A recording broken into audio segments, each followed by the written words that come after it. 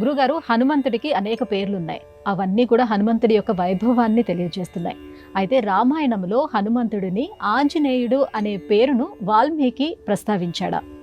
అంజనానందనం వీరం జానకీ శోకనాశనం కపీశమక్ష హంతారం వందే లంకా భయంకరం.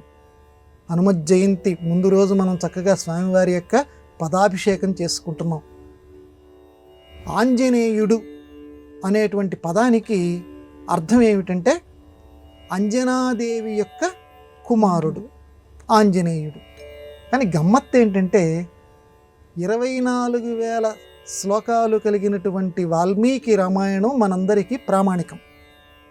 ఆ వాల్మీకి రామాయణంలో ఎక్కడా కూడా ఆంజనేయుడు అనేటువంటి పదం లేదు.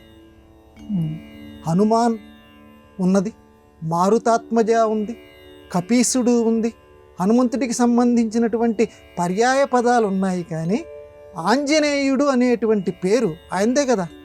ఆంజనేయుడు అనేటువంటి పేరు మాత్రం ఎక్కడా లేదు. ఎందుకు లేదండి? మనకు వెంటనే ప్రశ్న రావచ్చు. వాల్మీకి మహర్షి అంత గొప్పవాడు కదా, ఆంజనేయుడు అనేటువంటి పదాన్ని వాల్మీకి తన యొక్క రామాయణంలో ఎందుకు ప్రయోగించలేదు అని అంటే పెద్దవాళ్ళు చెప్పినటువంటి వ్యాఖ్యానాన్ని మనం ఇక్కడ సమన్వయించుకుందాం.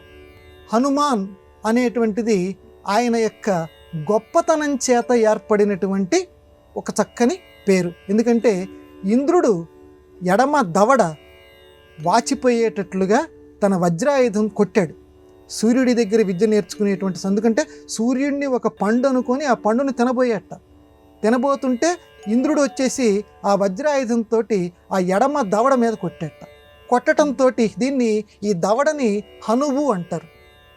ఈ హనువులు వాచిపోయాయి కాబట్టి ఆ రోజు నుంచి ఆయనకి హనుమంతుడు అనేటువంటి పేరు వచ్చింది.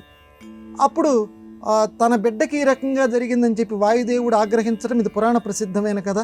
అప్పుడు బ్రహ్మదేవుడు మొదలైనటువంటి దేవతలందరూ వచ్చి నీ బిడ్డకి నువ్వేమి ఆందోళన పడకు, నీ బిడ్డ చిరంజీవి, అనేక శాస్త్రాలు నేర్చుకుంటాడు, ఇలా అని చెప్పి వరాలన్నీ కూడా అనుగ్రహిస్తారు. అప్పటిదాకా లోకంలో వీచకుండా భీష్మించుకొని కూర్చున్నటువంటి వాయుదేవుడు మరలా వీయటం ప్రారంభిస్తాడు.